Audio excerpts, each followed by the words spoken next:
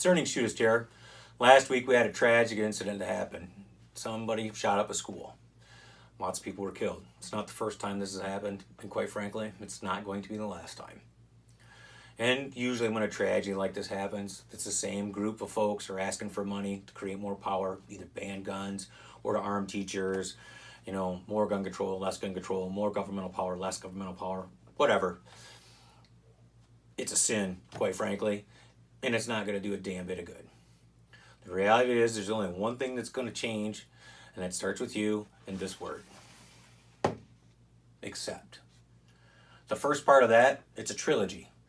The first leg is you have to accept the world for what it is. It's not flat. Some people think it is. You know what? The world's filled with evil people. Bad stuff happens all the time. Whether it's a shooting at a school or a train derailment or a mudslide or a forest fire that goes through a community. The world is what the world is. You need to accept that.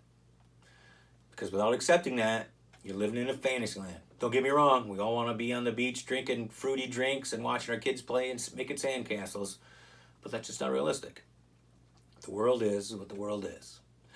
The other leg of that, of accept, is accept the fact there is evil in the world.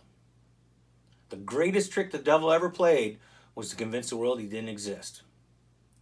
No amount of FBI oversight or empowered mental health, whatever, or gun control or arming teachers is going to fix that. It's going to change that. It's going to alleviate that responsibility. There is evil in the world, and the evil person that did the evil deed is alone responsible for that.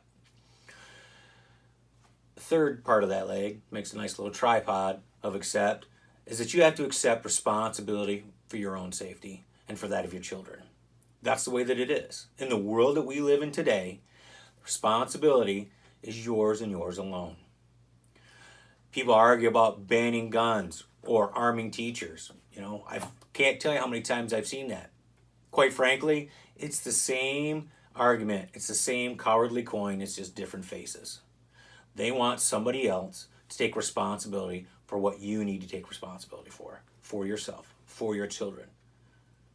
You will never get rid of guns in this country. There are more guns in this country that if we banned them today and started confiscating them, assuming that we didn't have some kind of tragic civil war over it, is that my children's grandchildren will still be around and they will still be collecting guns. The world is what the world is.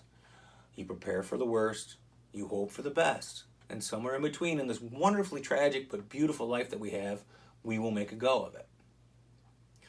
But you cannot find somebody else to save you. You have to save yourselves.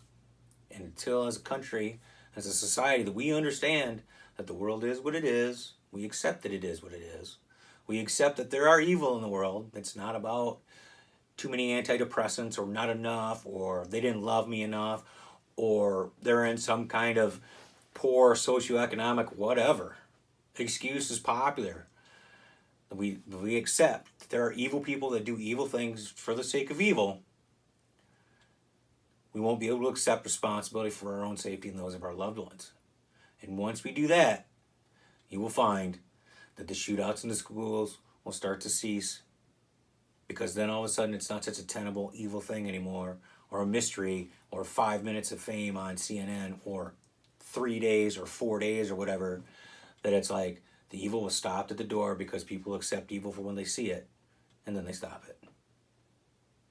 So, that's all I have to say on that subject. This is the Discerning Shootist. Be good, be safe, and if you can't be safe, please be good and dangerous.